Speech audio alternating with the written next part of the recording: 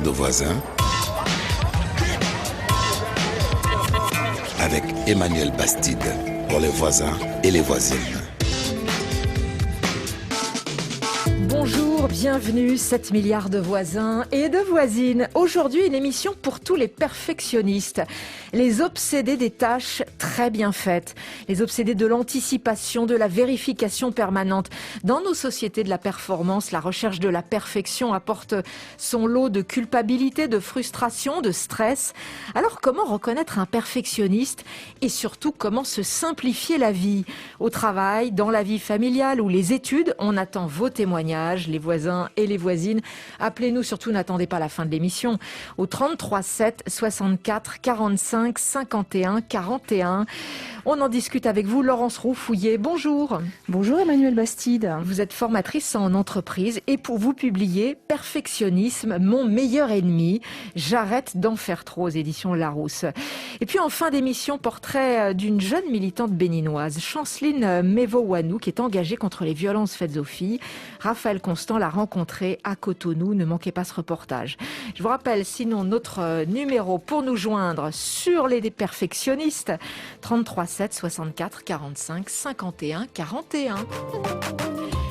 Beaucoup de messages sur le sujet sur notre compte WhatsApp. Alors il y a les convaincus. Nasser à Niamey au Niger nous dit il y a un proverbe qui dit « Nul n'est parfait ». Pourtant, j'essaye le plus souvent de donner le meilleur de moi pour avoir une bonne réputation. J'essaye toujours de me corriger, de m'améliorer pour plaire aux autres. Puis il y a les tétanisés. Zebounissa, qui est à Kigali, au Rwanda. Je connais ça, le perfectionnisme. Oh oui. Je voulais me faire une robe dans un tissu pagne qui date de plusieurs années, mais après avoir changé le patron maintes fois, le tissu traîne toujours avec d'autres dans un grand carton. Alors ça, c'est de la procrastination ou du perfectionnisme, Laurence Roux-Fouillé? Alors c'est sans doute un peu des deux, c'est sans doute aussi du perfectionnisme parce qu'à force de vouloir faire bien ou trop bien, on voit qu'on ne fait rien parce que ça ne sera jamais suffisamment bien. J'aime bien l'idée du meilleur de soi. C'est vraiment quelque chose vers lequel on peut tendre. Donc il n'y a pas d'opposition dans le perfectionnisme, il y a juste peut-être des degrés. Les éternels insatisfaits aussi, comme Olivier à Kinshasa en RDC.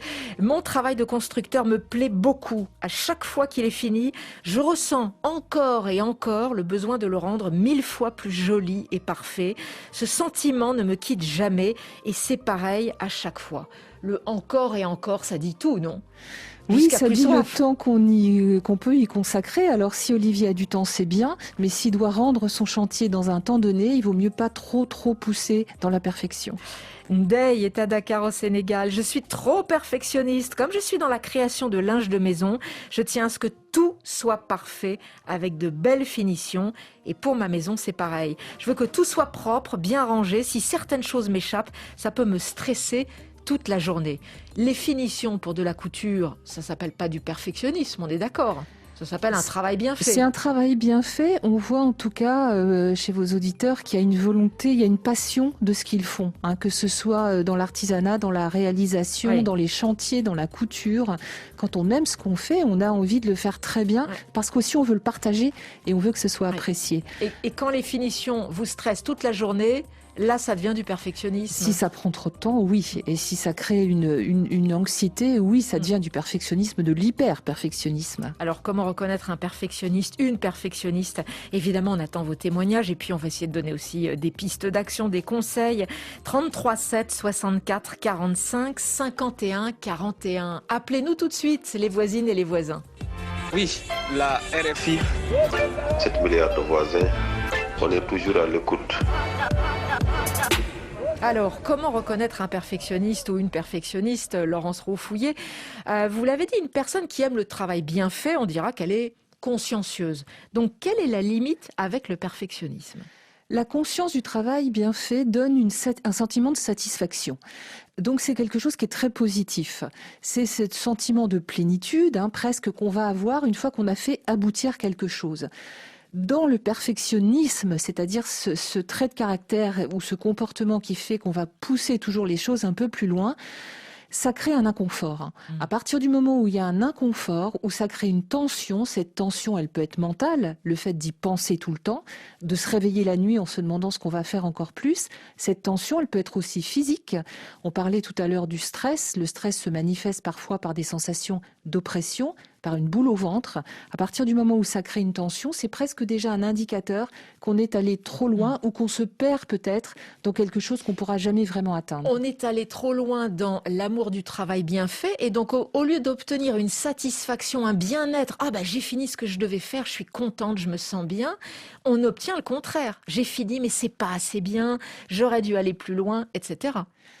Oui, parce que dans cette quête, il y a l'attente que les autres trouvent ça bien, que les autres nous le disent, ou parfois il y a aussi une attention portée aux autres. On parlait du fait d'être à la maison, de recevoir, de faire un bon repas. On a envie que les autres soient bien. Et même on a envie qu'ils soient mieux que nous-mêmes. Donc on est prêt à se sacrifier soi-même dans ce perfectionnisme pour le bien-être des autres.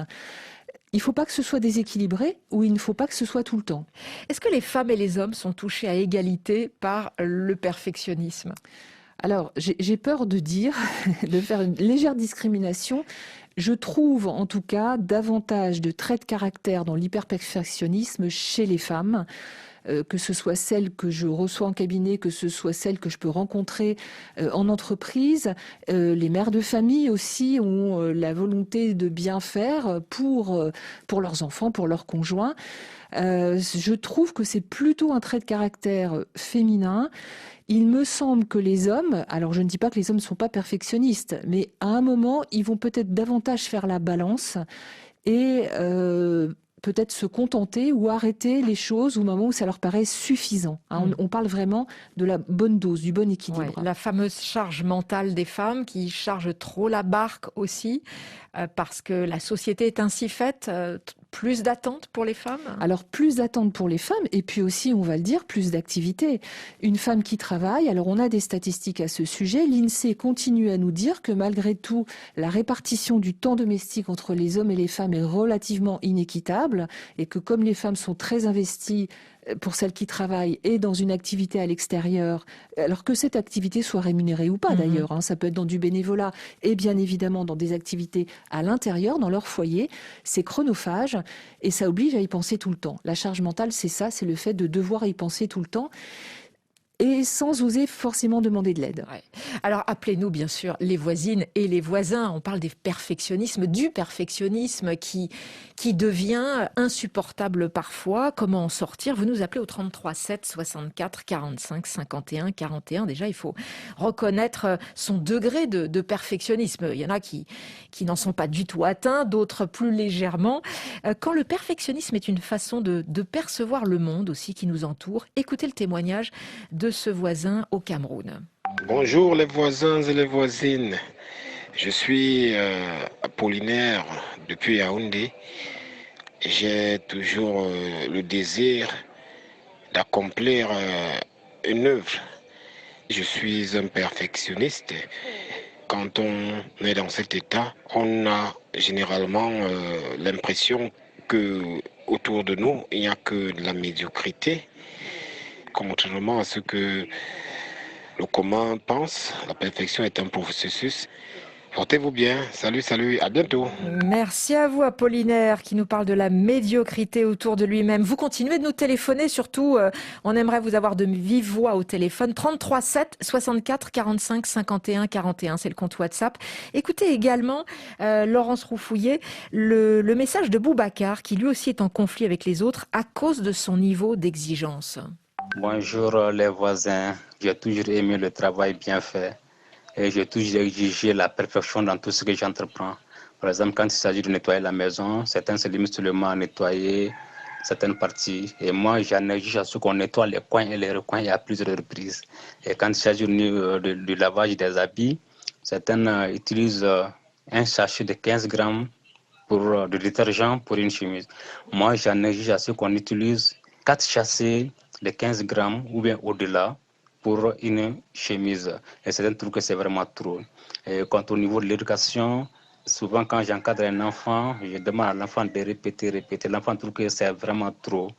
Lui, il veut se limiter seulement à 2 répétitions et moi, j'en ai à ce qu'il répète à plusieurs reprises. Et quand quelqu'un émet une idée, souvent, je ne me limite pas seulement à ce que la personne vient de me dire. Moi, j'y vais au-delà, en fouillant dans les documents de part et d'autre, voir si je pourrais trouver autre chose que la personne vient de me dire. Bon, ça agace. Les gens trouvent que je suis trop rigoureux, très exigeant. Mais moi, je reste toujours sur ma position. Merci et bonne journée. Trop rigoureux, ça agace, nous dit Boubacar, mais c'est ma position. Tout comme Apollinaire qui juge les autres médiocres. Alors, qu'est-ce que ça vous inspire, Laurence Roufouillet? Alors, j'ai comme vous relevé quelques mots qui m'ont semblé intéressants. Apollinaire nous a parlé du désir. Le désir, c'est une pulsion, donc c'est une envie qui vient de lui. Pour lui, c'est irrépressible. Donc, dans le perfectionnisme et l'hyperperfectionnisme, on ne peut pas s'empêcher de fonctionner de cette manière. Alors, c'est pas critiquable.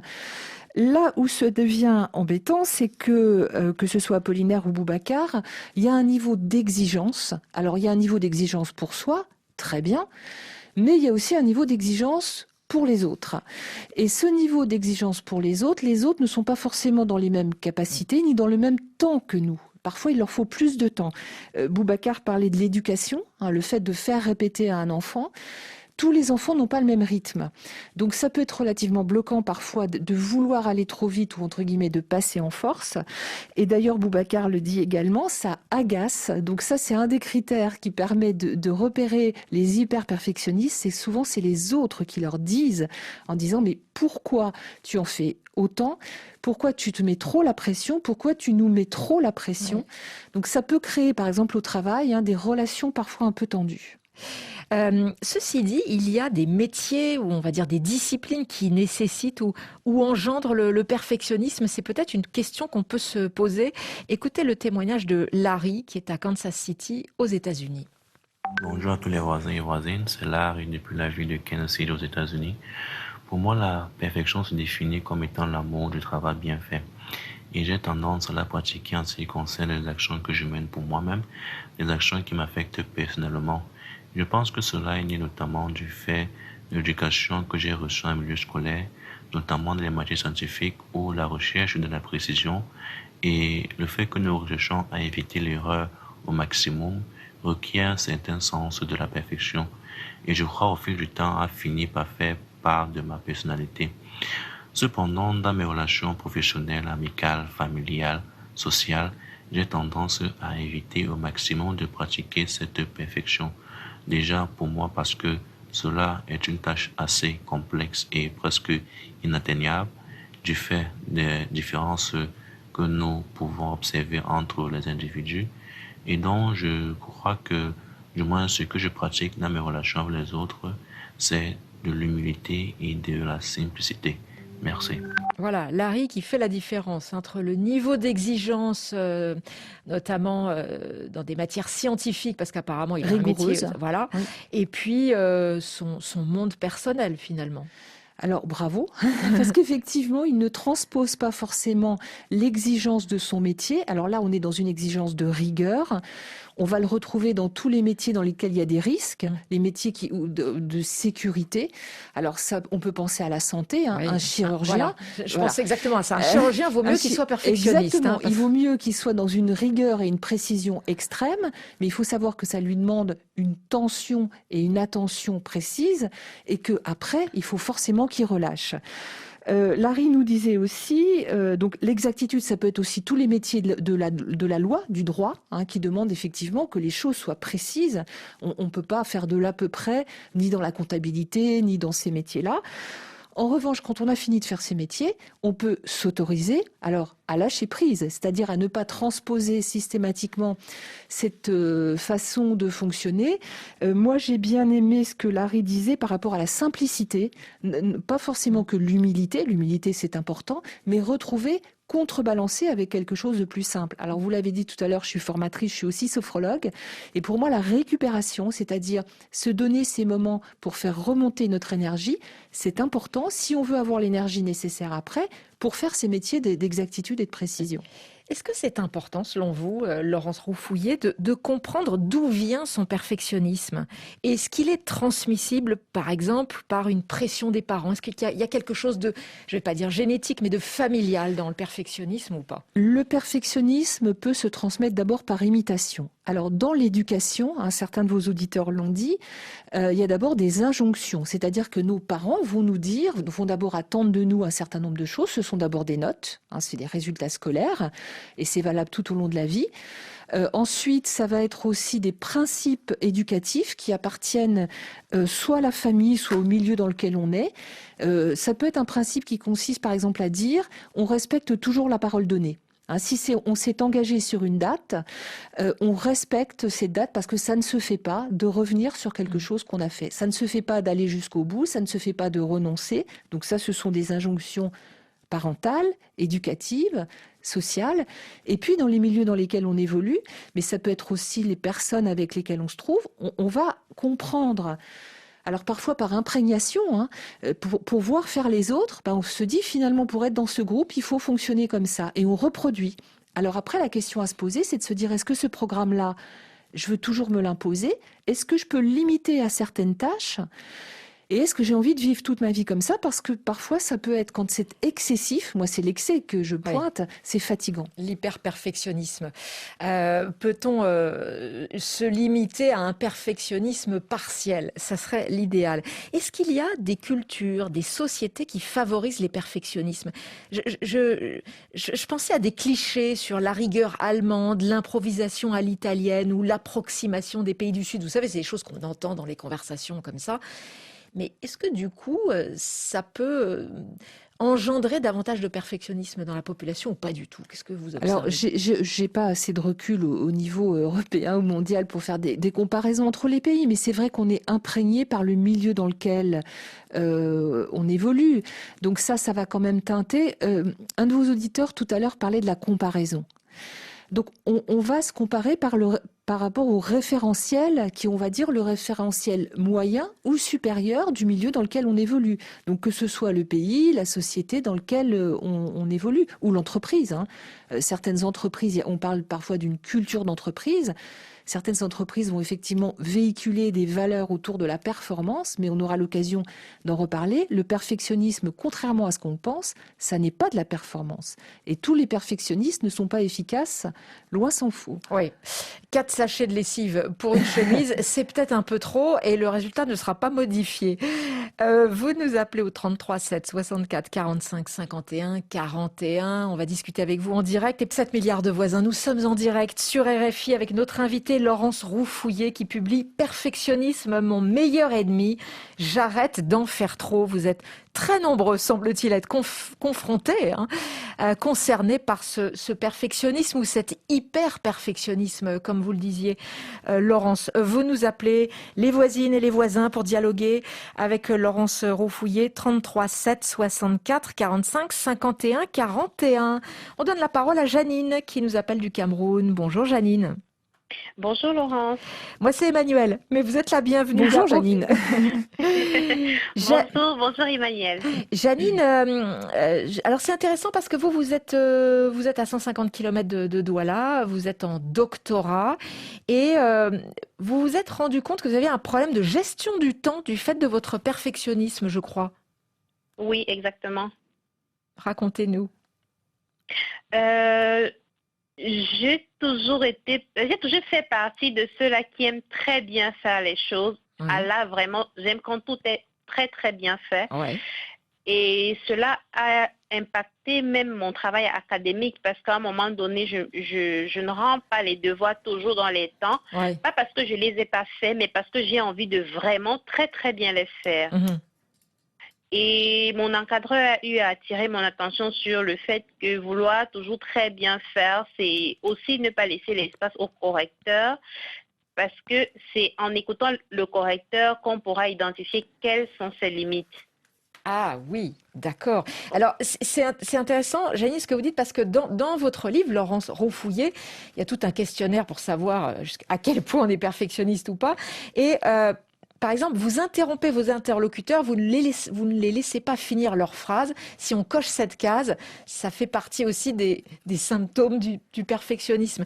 C'est un peu ça aussi le problème de Janine, de ne pas laisser de place à ses correcteurs pour s'améliorer. Je ne sais pas comment vous voyez le problème de Janine. Je trouve que c'est une approche qui est très intéressante parce qu'effectivement, ce que dit Janine, c'est le rapport à l'échéance, hein, quand on a une date de rendu. Donc pour un devoir, pour un travail, pour une mission, pour un chantier, quel que soit le travail sur lequel on est.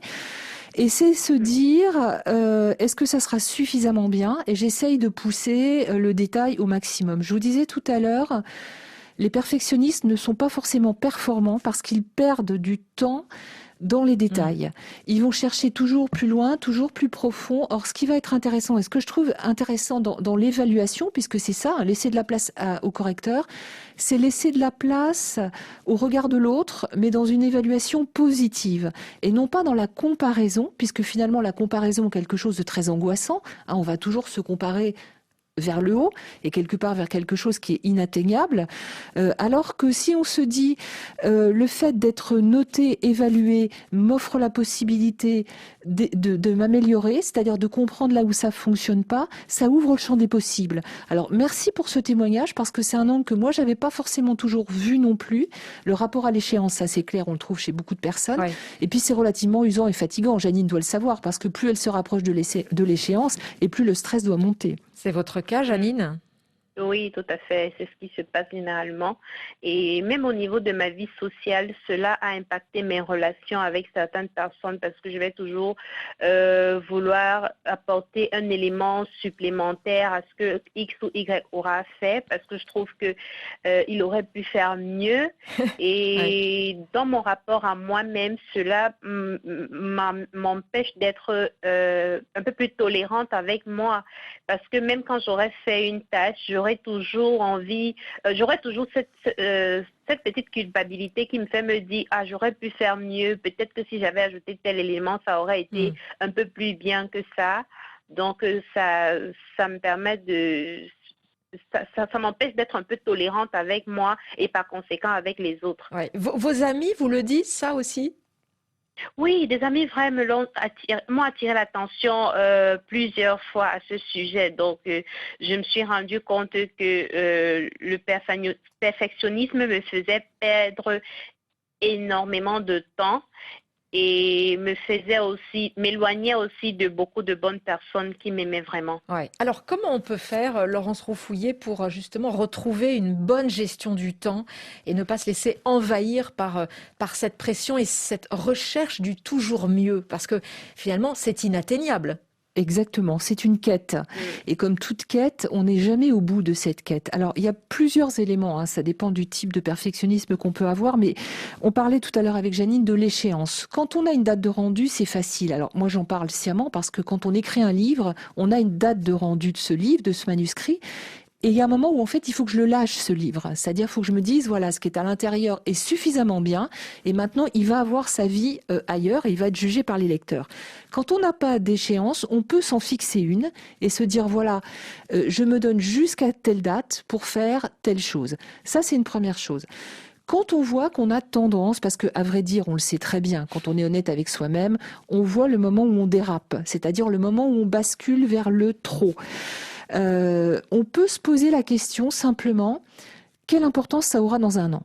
Voilà, je me perds, je suis en train de partir dans quelque chose là, dont je sens que c'est juste un peu trop, et quelque part ça ne sert à rien parce qu'il n'y a pas de retour sur investissement, c'est-à-dire que le temps que je vais y consacrer, la qualité que je vais y mettre, personne ne va le voir à part moi, ou personne n'en tirera profit à part moi, éventuellement une maigre satisfaction et encore, mais de se poser cette question, quelle importance ça aura dans un an? Est-ce que vous conseillez aussi à Janine d'appliquer la règle des 80%? Ah oui, alors moi je suis une grande utilisatrice de cette règle et Dieu sait si j'ai pu être perfectionniste à certains moments à l'excès et avec moi et avec les gens avec qui... Mais oui, moi j'écris. On écrit d'abord les livres pour nous. Moi je pense que quand on fait, c'est vraiment, ça a été un long cheminement pour moi. Je dis souvent c'est un bras de fer avec soi-même, c'est-à-dire on est obligé de se morigéner soi-même pour s'imposer de ne pas trop en faire. Donc la règle des 80%, c'est que quand on se lance dans quelque chose, se dire je vais essayer, je me fixe d'obtenir 80% du résultat en travaillant avec cette devise qui est de mon mieux. C'est-à-dire que je vais mobiliser mes compétences, je vais m'investir, je vais faire de mon mieux, mais si j'obtiens déjà 80% du résultat, ça mobilise 80% de mon énergie et c'est déjà bien. C'est faisable pour vous, Janine, ou pas? Oui, c'est faisable. Maintenant que j'en ai pris conscience et que je me suis rendu compte que le perfectionnisme ne me rend pas forcément efficace dans tout ce que je fais, je pense que cette méthode est la bienvenue. Merci à vous, en tout cas, Janine, de nous avoir appelé. Passez une bonne journée. Merci, bonne journée à vous et on y a de voisins. Merci. Vous continuez de nous téléphoner, les voisines et les voisins, au 33 7 64 45 51 41. On discute détendu de tous vos perfectionnismes, que ce soit dans votre vie privée, familiale, professionnelle. On donne la parole à Marshall, qui est en RDC. Marshall, qui est à Kinshasa. Bonjour, Marshall. Bonjour, bonjour les voisins, bonjour à l'invité. Bonjour Emmanuel. Ouais, Marshall, alors vous, c'est plutôt au travail aussi là que se pose le problème. Oui, au travail. Moi, j'ai quelque chose d'ailleurs à dire quant à ça. Que moi, je suis un perfectionniste, mais j'ai connu des problèmes au travail. J'avais du mal à m'accepter au travail et, par rapport à ma qualité et tout ça. Cela m'a rendu un peu confus. C'est comme ça que je suis allé reprendre mon master toujours dans le même domaine. Alors c'est ça, il faut préciser quand même que vous êtes inspecteur de l'éducation nationale et que vous avez décidé de reprendre votre master de psychopédagogie pour avoir une mention parce que vous n'aviez pas eu un résultat qui était satisfaisant à vos yeux. Laurence Roufouillet, Marshall est conscient, il a dit même, parfois ça entretient une forme de confusion. Alors oui, de confusion, j'irai même plus loin et vous me direz, Marshall, si je ne vais pas trop loin, mais parfois ça induit un manque de confiance. Et l'exemple de la mention, ça dit quelque chose aussi sur la légitimité. C'est-à-dire que est-ce que je me sens suffisamment compétent? Est-ce que je me sens suffisamment légitime dans cette mission, dans ce poste, dans ce travail? On a remarqué que chez certaines personnes, ça réveille ce qu'on appelle un syndrome de l'imposteur. Le syndrome de l'imposteur, c'est la conviction qu'une personne peut avoir que finalement, elle n'est pas, entre guillemets, suffisamment légitime dans un poste, par exemple. Alors, ce qui est dommage, parce que souvent les autres n'en ont absolument pas conscience et lui disent « mais non, c'est bien, c'est très bien ». Mais lui-même a besoin de se renforcer, cet imposteur virtuel, puisque c'est pas le cas, a besoin de conforter sa confiance et de valider. Alors, par exemple, de le valider en reprenant des études, en ayant un diplôme ou effectivement une mention comme une espèce de coup de tampon, une certification sur son propre perfectionnisme. Marshall, est-ce que votre entourage vous rassure sur vos capacités, sur le fait que vous faites bien votre métier? Oui, l'entourage m'a toujours applaudi, soit encouragé. Ah oui. Mais à moi-même, par moment, c'est automatique. Je me dis quand bien ils disent ça et alors moi-même je ne le sens pas. Donc je dois encore multiplier les efforts peut-être pour rencontrer ce qu'ils disent de moi. Et c'est un peu ça. Moi-même, je ne le sens pas. Bon, alors il faut changer de formule. Peut-être une suggestion de formule, Laurence Roufouillet, pour Marshall. Et puis après, on va passer à un autre auditeur qui nous appelle. Moi, Marshall, ce que je vous conseille, c'est de reformuler pour vous de temps en temps ce que les autres vous disent. C'est-à-dire, quand ils vous disent « ce que tu as fait, c'est bien », dites-vous-le en vous le répétant, en utilisant le « je ». Ce que j'ai fait, c'est bien. Et en verbalisant ces affirmations, ces constatations, ça vous aidera aussi à les intégrer, à les accepter petit à petit. Merci beaucoup Marshall de nous avoir appelés. Passez une bonne journée à Kinshasa. On donne la parole à Parfait qui nous appelle aussi au 33 7 64 45 51 41. Bonjour Parfait. Bonjour Emmanuel. Vous avez 44 ans, vous êtes entrepreneur dans l'automobile et perfectionniste. Oui. Bon, effectivement, oui. C'est-à-dire? Oui, bon, je le disais, c'est-à-dire que je constate que lorsque je suis en train de faire quelque chose et que je vais obtenir quelques résultats assez parfaits dans mon esprit, et quand il y a un petit blocus, c'est-à-dire qu'il y a quelque chose qui manque, ça me bloque tout de suite, je ne peux plus avancer. Voyez un peu, donc je veux forcément que les choses se passent parfaitement bien. Ah, oui. Et lorsqu'il y a juste un couac, alors je me sens un peu bloqué. C'est un peu ça. Un autre aspect du perfectionnisme. Merci Parfait de nous avoir appelé, parce que certains refont indéfiniment la même tâche, rendent leur travail en retard, et d'autres sont carrément bloqués. C'est le cas de Parfait, en se disant je vais pas y arriver, alors, ça ne sera pas suffisant pour mon niveau d'exigence. Bloqué par des émotions, puisque on n'en a pas encore parlé, mais le perfectionnisme, quand il est poussé à l'excès, va mettre en rapport avec un certain nombre d'émotions. La première tonalité émotionnelle, c'est la peur. La peur de mal faire, la peur du regard des autres, la peur de décevoir, la peur d'être jugé. Mais il y a aussi de la colère. Et la colère arrive, ce que nous disait Parfait, dont on voit qu'il y a une injonction parentale là qui est déjà très tôt. Si ça bloque, ça va l'énerver, ça va l'agacer. Et souvent, les hyper-perfectionnistes sont irritables.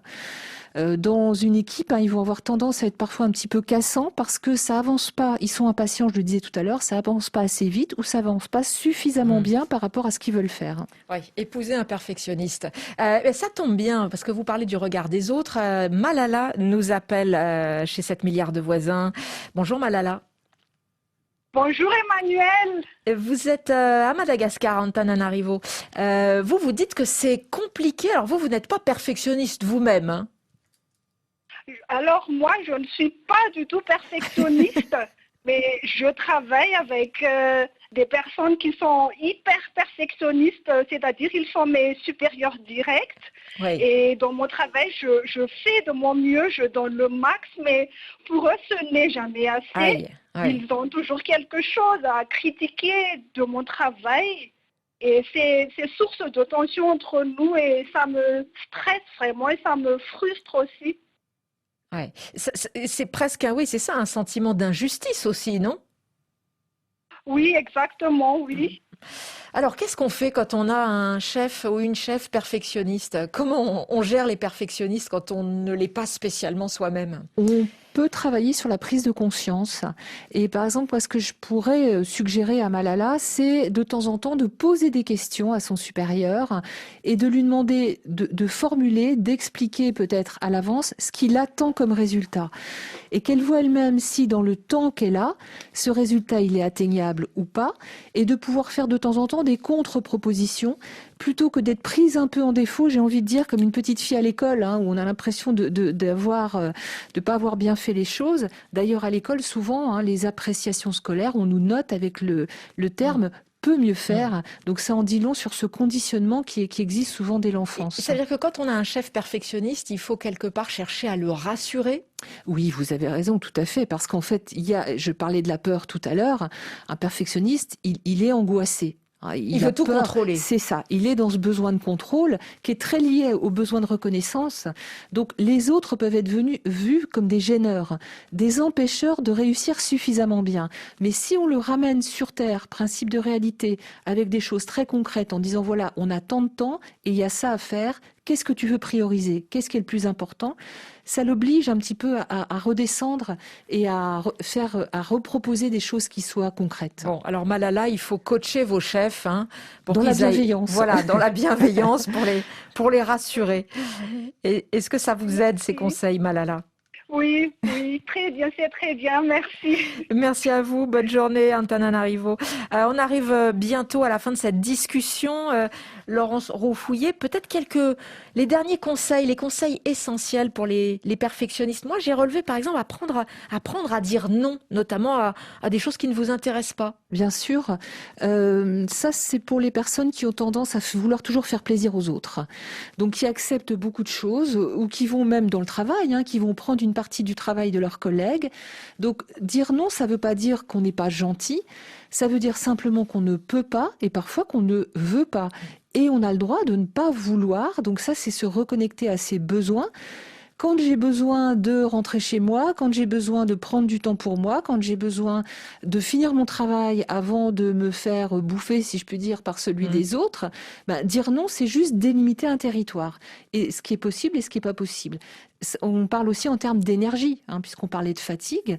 Donc dire non, ça peut être une bonne habitude, même si c'est difficile. Ouais, quelques phrases à garder bien en tête pour tous les perfectionnistes qui ont besoin de se libérer, de se simplifier la vie.